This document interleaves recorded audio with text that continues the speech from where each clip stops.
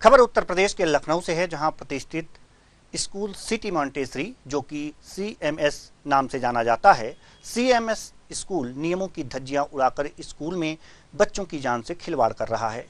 बता दें, स्कूल ने जहां नियमों के विपरीत बेसमेंट और लोअर बेसमेंट बना रखा है, वहीं बेसमेंट में स्विमिंग पूल का भी निर्माण कर रखा है।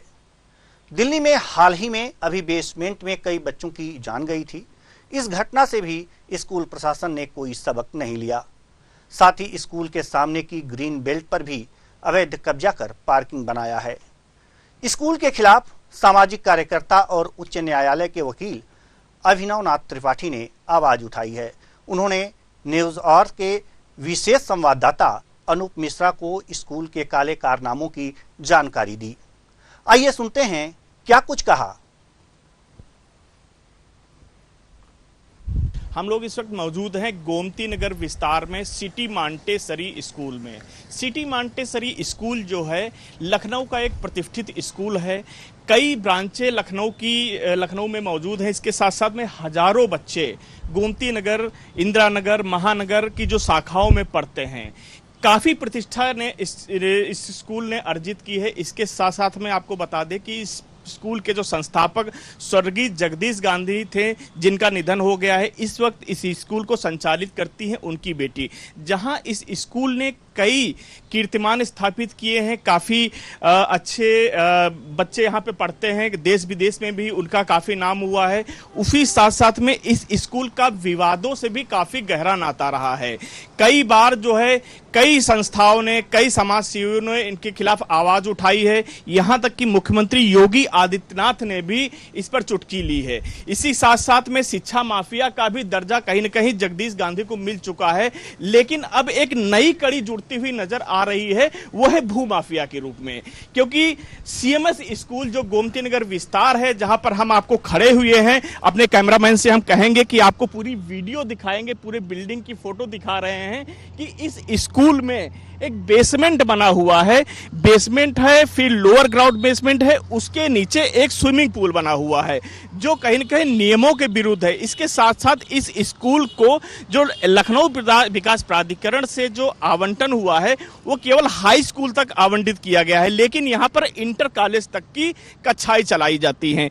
इसकी जो आवाज उठाई है, हमारे साथ मौजूद है वरिष्ठ अधिवक्ता अभिनव नाथ त्रिपाठी, जो एक सामाजिक कार्यकर्ता भी हैं। इनसे बात करेंगे, ये बताएंगे कि क्या क्या कमियां हैं इस विद्यालय में, कितने जो मानक के विपरीत बनाए गए हैं। इसके साथ साथ CMS की जो और भी कई सारी ब्रांचें हैं, वो भी कहीं न कहीं मानकों के विपरीत बनाई गई हैं। जी अभिनव जी। अनूप जी, धन्यवाद। और पहले तो आप साधुवाद के पात्र हैं कि आपने बड़ी हिम्मत जुटाई इस खबर को दिखाने के लिए। अनूप जी, इसमें सबसे बड़ी चीज़ आपको बताएं, यह जो स्कूल आप पीछे देख रहे हैं अपने सिटी मॉन्टेसरी स्कूल, यह लखनऊ विकास प्राधिकरण के नक्शे के अनुसार यहाँ सिर्फ हाई स्कूल तक के स्तर के स्कूल खुल सकते थे।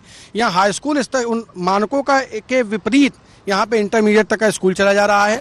इस स्कूल में बेसमेंट बना हुआ है, जो करीब 10,000 स्क्वायर फीट का बेसमेंट है, जिसमें किनारे किनारे से पिलर से पूरा हॉल है, जो अलग अलग कार्यक्रमों के प्रयोजन हेतु ये यूज होता है।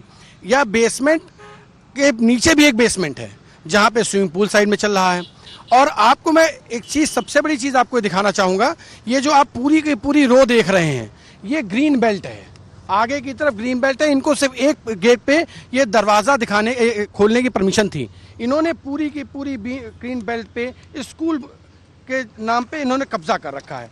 आपको अगर कैमरामैन आपसे अनुरोध करूँगा, इसको थोड़ा जूम करके दिखाएँ।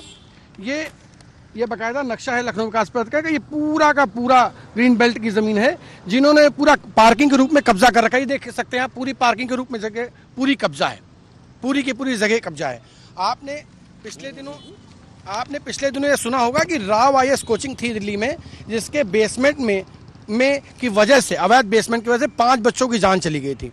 हम लोग क्या दोबारा से ऐसी घटना को होना देना चाहते हैं, या घटना होने के पहले संज्ञान लेके इस अवैध बेसमेंट को सील कराना उचित है?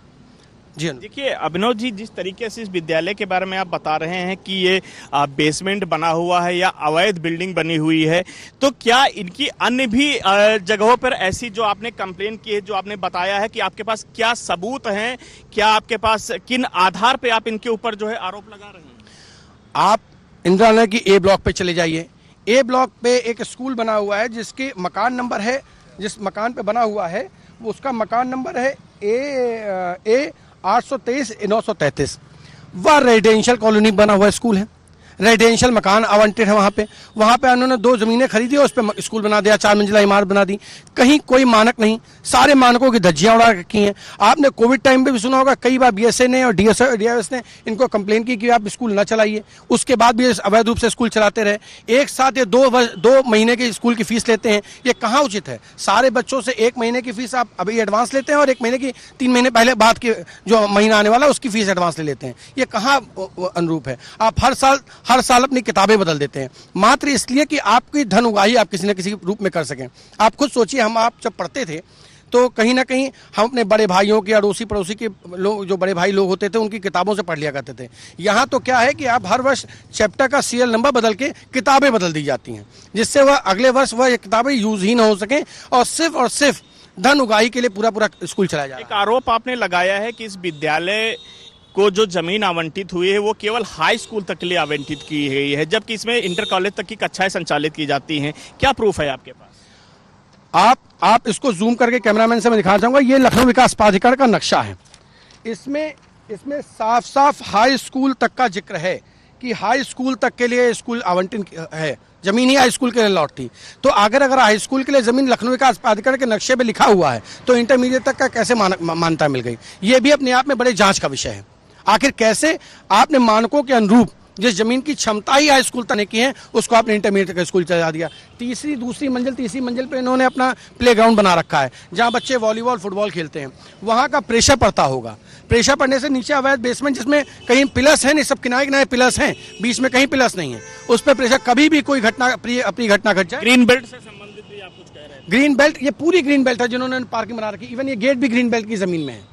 ग्रीन बेल्ट में इसमें गेट नक्शे में है ही नहीं। ये नक्शा मैं आपको जो दिखा रहा हूं ये लखनऊ विकास प्राधिकरण का नक्शा, ये मेरे द्वारा नक्शा बनाया हुआ नक्शा नहीं है, ये विकास प्राधिकरण द्वारा बनाया हुआ नक्शा है जिसमें साफ इस स्कूल का गेट सिर्फ एक तरफ कोने में हो सकता है, यहाँ कोई गेट नहीं हो सकता।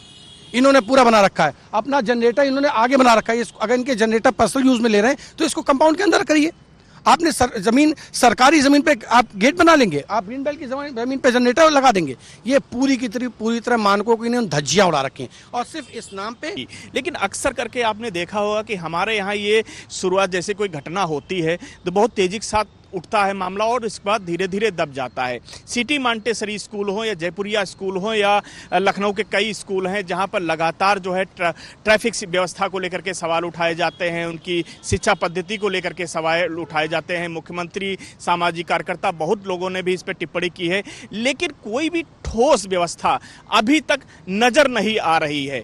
अधिवक्ता अभिनव नाथ त्रिपाठी ने जिस तरीके से इस मुहिम को बढ़ाया है, आगे इसका क्या इनको सफलता मिलती है नहीं मिलती है समय बताएगा, लेकिन वर्तमान में सिटी मांटेसरी स्कूल में जो कमियां हैं इस पर शासन प्रशासन कितना जागेगा ये समय बताएगा। कैमरामैन मानस के साथ अनूप मिश्रा, न्यूज आवर लखनऊ।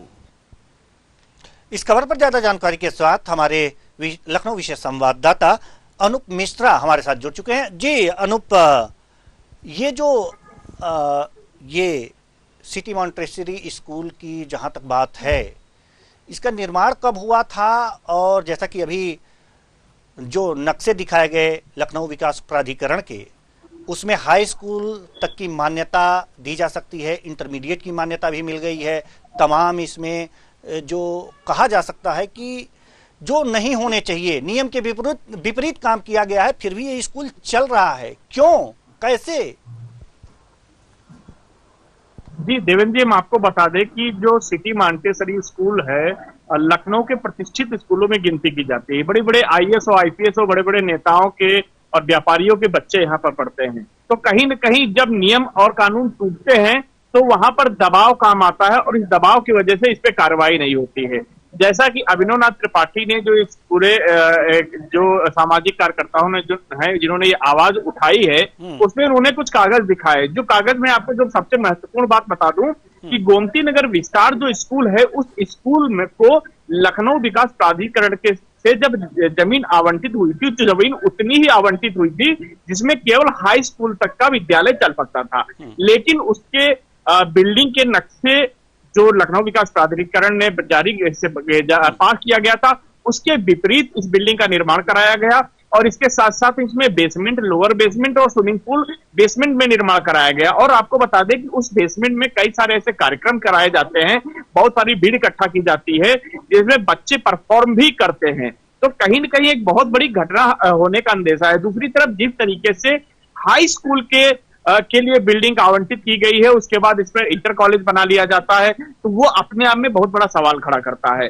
और सबसे बड़ी बात यह है कि इन सभी पे एक बार मुख्यमंत्री योगी आदित्यनाथ ने भी चुटकी ली थी कि कहीं न कहीं जो सिटी मॉन्टेसरी स्कूल है वो बच्चों को एक मशीन बनाता है, बच्चों पे काफी दबाव बनाता है केवल नंबर लाने के लिए, और अभिभावक भी कहीं न कहीं परेशान होते हैं। दूसरी तरफ अगर बात की जाए तो विद्यालय में जो किताबों की बात होती है, किताबें भी जो होती हैं हर साल बदल दी जाती हैं, उनके प्राइस भी बढ़े जाते हैं, फीस को लेकर भी कई बार सवाल उठ चुके हैं। इसके साथ इनकी कई जो ब्रांचेज हैं उन ब्रांचेज में भी, जैसे महानगर की बात आती है या अलीगंज की बात आती है, उसपे भी कई विवाद हो चुके हैं।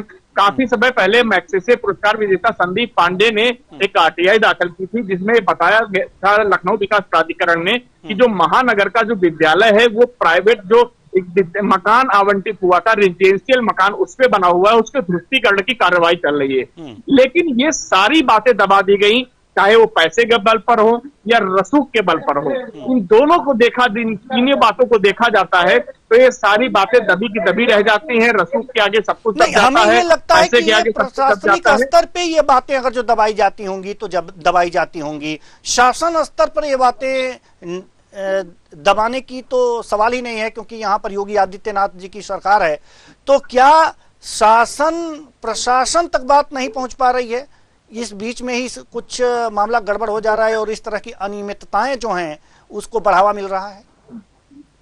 जी बिल्कुल, देखिए स्थानीय स्तर पर जो प्रशासन है, जो प्रशासन है उसको कहीं न कहीं कार्रवाई करनी चाहिए, लेकिन वो उनके जो अधिकारी हैं उनकी मिली भगत हो सकती है। इसके साथ साथ ये कह सकते हैं कि जो यहाँ के कर्मचारी है उनका एक दबाव रहता है। दूसरी तरफ ये भी होता है कि काफी बच्चे जो बड़े बड़े अधिकारियों के बच्चे हैं वो यहाँ पर पढ़ते हैं और उनका भी एक दबाव, अच्छा खासा दबाव माना जाता है, क्योंकि प्रतिष्ठित स्कूल है। और जगदीश गांधी क्योंकि राजनीति में भी काफी जो है पहुंच रखते थे, वो एक बार विधायक भी रहे हैं, चुनाव भी लड़े हैं, तो राजनीति में भी उनका काफी अच्छा दखल रहा है, उसका भी एक काफी बड़ा प्रभाव हमेशा उनका रहा है।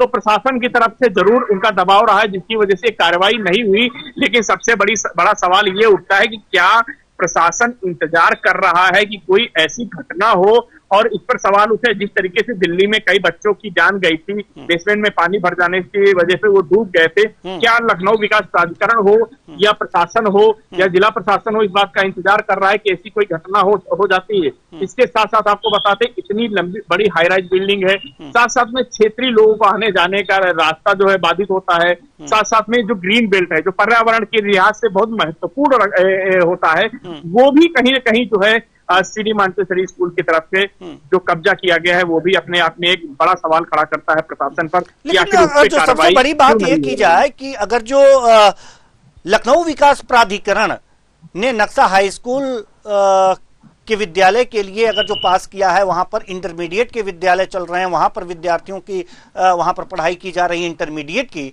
तो लखनऊ विकास प्राधिकरण भी इस बात को पूछ सकता है। तो अब तक कुछ लखनऊ विकास प्राधिकरण ने कोई नोटिस दिया है, नहीं दिया है? नहीं दिया है तो क्यों नहीं दिया है? क्या उसके संज्ञान में नहीं, या उसका भी मिली भगत ये मान लिया जाए?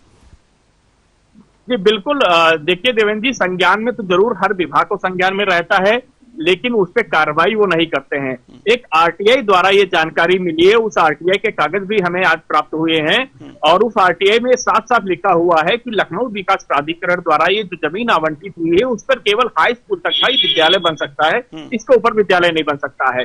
तो ये जानकारी यदि आरटीआई के द्वारा लखनऊ विकास प्राधिकरण हमें दे सकता है तो फिर कहीं न कहीं ये जानकारी उसको जरूर होगी। इसके साथ साथ में खास करके जो शिक्षा विभाग है, शिक्षा विभाग भी इस मामले पे काफी मौन है कि आखिर जब हाई स्कूल तक बिल्डिंग पास है उसके पास जगह ही नहीं है तो उसने इंटर कॉलेज की परमिशन कैसे दी थी? ये अपने आप में एक बड़ा सवाल है। तो मिली भगत का खेल जरूर नजर आ रहा है और ये मिली भगत भी धीरे धीरे जो है खुल रही है, काफी पर्चे खुल रही। न्यूज आवर हर पहलू तक पहुंच रहा है, गहराई तक इसकी छानबीन कर रहा है। जल्दी आपको अन्य जानकारियां भी मिलेंगी इस पूरे जो प्रकरण चल रहा है।